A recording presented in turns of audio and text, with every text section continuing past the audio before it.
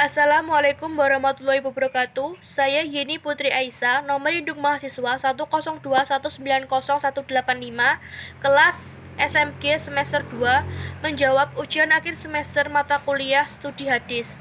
Yang pertama adalah sejarah kodifikasi hadis pada zaman Rasulullah hingga tabi'in. Yang dimaksud hadis adalah segala sesuatu yang disandarkan kepada Nabi Muhammad, baik berupa perkataan, perbuatan, ketetapan, dan sifat. Sahabat adalah orang yang pernah bertemu dengan Rasulullah dan hidup semasa atau sejawat dengan Rasulullah dan tentunya bertakwa kepada Allah Subhanahu wa taala. Alasan dulu tidak ditulisnya hadis adalah takut tercampur dengan Al-Qur'an, dan juga orang Arab itu sangat kuat hafalannya, sedangkan kemampuan menulis orang Arab itu sangat lemah. Kemudian alasan hadis ditulis adalah kaum Ansor yang lemah hafalannya meminta Nabi Muhammad untuk menulis hadis. Kemudian Nabi Muhammad meminta Abu Hurairah untuk menulis hadis. Nah, bukti hadis telah ditulis itu pada 1 Hijriah ada Sohifah yang membahas tentang hadis hak-hak kaum Muhajirin, kaum Ansor, dan juga kaum Yahudi. Nomor 2 adalah pengertian dari hadis sahih dan hadis hasan secara bahasa dan istilah. Hadis sahih secara bahasa adalah hadis yang sempurna, sedangkan secara istilah hadis sahih adalah hadis yang sanadnya bersambung, perawinya adil dan kuat hafalannya, dan juga tidak terdapat cacat maupun ilat. Yang kedua adalah hadis hasan. Hadis hasan adalah hadis yang secara kriteria sama seperti hadis sahih, tapi perawinya lemah hafalannya. Di sini yang membedakan hadis hasan dengan hadis sahih adalah perawinya. Perawi hadis hasan itu lemah hafalannya, sedangkan perawi pada hadis sahih itu sangat kuat hafalannya. Nah, apakah bisa hadis dhaif itu naik tingkat ke hadis hasan li ghairi? Jawabannya bisa. Ketika ada hadis lain yang mendukung hadis dhaif ini. Yang ketiga adalah pengertian tentang kitab Al-Jami', Sunan, dan Mustadrak, dan 2 contohnya. Yang pertama, Al-Jami' adalah kitab yang menghimpun berbagai macam hadis dengan berbagai tema. Beberapa contoh temanya adalah akidah dan juga hukum, yaitu dari hadis riwayat Bukhari dan Muslim. Contohnya adalah barang siapa yang bertakwa kepada Allah dan hari akhir, sehendaknya dia berkata yang baik atau lebih baik diam. Hadis riwayat Bukhari.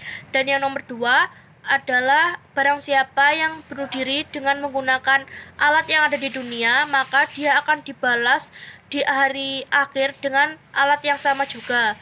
Hadis riwayat Bukhari. Selanjutnya adalah sunan. Sunan artinya adalah buku atau kitab yang menghimpun tentang fikih atau hukum. Riwayat Tirmizi, Nisa'i, Abu Dawud, dan Ibnu Majah. Contohnya adalah barang siapa yang memilih jalan menuntut ilmu, maka Allah akan mempermudah jalannya di surga, menuju surga. Hadis riwayat Abu Dawud. Yang kedua, hendaklah kamu mempercayai sunnahku atau sunnah Nabi Muhammad, dan juga sunnah khalifah yang diberi petunjuk dari Allah Subhanahu wa taala. Hadis riwayat Ibnu Majah. Yang kedua adalah kitab Mustadrak, adalah kitab yang berisi tentang hadis yang tidak ditulis oleh Bukhari dan juga Muslim. Selanjutnya adalah hadis ma'udhu. Hadis ma'udhu secara etimologi adalah meninggalkan atau menggugurkan. Secara terminologi berarti hadis yang diciptakan seolah-olah atas nama Nabi Muhammad SAW. Hal ini yang membuat hadis ini paling buruk statusnya daripada hadis dhaif lainnya. Sebab-sebab hadis ma'udhu yaitu yang pertama adalah perselisihan yang melanda kaum muslim, yang kedua permusuhan antara kaum muslim dengan kaum yang terkalahkan oleh kaum muslim, yang ketiga adalah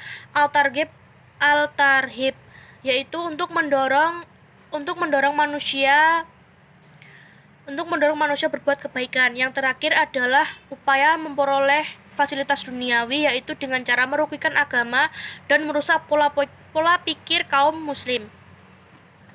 Yang selanjutnya adalah pengertian hadis mutawatir, hadis masyhur, hadis aziz, dan hadis gharib.